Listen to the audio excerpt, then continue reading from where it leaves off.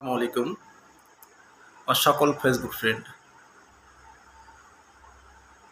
আসলে এমন একটি কথা না বললেই নয়, আমরা এমন একটি জিনিস কালকে থেকে দেখতেছি নেট দুনিয়ায় ভেসে বেড়াচ্ছে।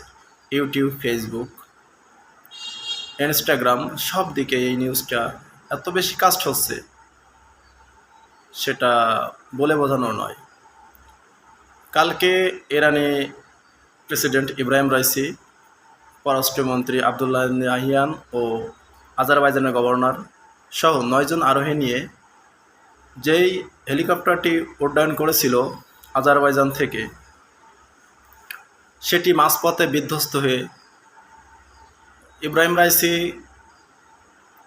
সহ ওনাদের খোঁজ পাওয়া যাচ্ছিল না। কালকে থেকে কোনো টিভি নিউজ চ্যানেল কালকে থেকে কিন্তু কোনো নিউজ করেনি, কিন্তু আজকে সকাল থেকে যেটা দেখতে পাচ্ছি সেখানে রেড ক্রিসেন্টের যে উদ্ধারকারী দল তারা পৌঁছায় গেছেন এবং পৌঁছে গিয়ে দেখেন যে সেখানে বিধ্বস্ত হেলিকপ্টারটি দেখা যাচ্ছে, কিন্তু কোনো মৃত মানুষের বা মৃত দেহের চিহ্ন নাই।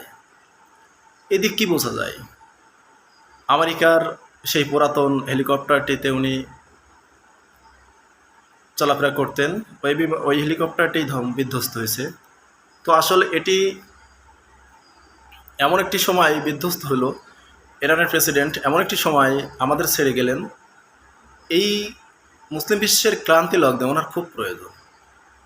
যখন ইসরায়েলি হানাদার বর্বর বাহিনী গাজার নিপীড়িত মানুষের উপর জুলুম নির্যাতন করছেন, ঠিক তখনই এই ইব্রাহিম রাইসি ইরান এবং হিজবুল্লাহ, ইয়েমেনের হুতি ও হামাস সবাই মিলে তাদের যখন মোকাবেলা করছিলেন, ঠিক সেই সময়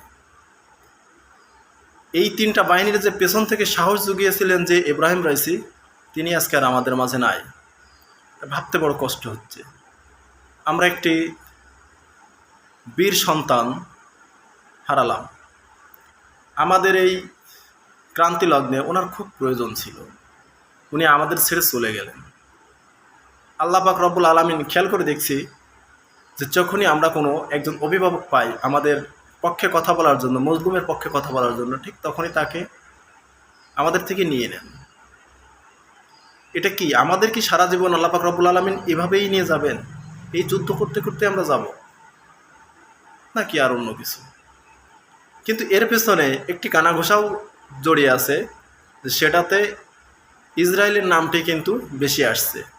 ইসরায়েলের মোসাদের নামটি খুব বেশি উচ্চারিত হচ্ছে মানুষের মুখে, যে এখানে ইসরায়েলের হাত থাকতে পারে। এই মোসাদ কিন্তু পৃথিবীতে অনেক হত্যাযজ্ঞ চালিয়েছে, অনেক মানুষকে মেরেছে। ইরানের হেভিয়েট যে আছে সেনা কর্মকর্তাগুলো হত্যার পিছনেও কিন্তু মোসাদের বড় একটি হাত আছে। কিছুদিন আগে ইরানি কনসুলেটরে হামলা করছিল ফিলিস্তিনে, সিরিয়াতে। তো তার পরিপ্রেক্ষিতে ইব্রাহিম রাইসি কিন্তু একটু জবাব দিয়েছিলেন। তো সেখান দিয়ে কিন্তু মোসাদ এই হত্যা, এই হামলার প্রতিশোধ নেওয়ার জন্য তারাও কিন্তু ওত পেতেছিলেন। হয়তো এই সুযোগটাই তারা কাজে লাগিয়ে আজকে আমাদের থেকে আমাদের অভিভাবককে কেড়ে দিলেন।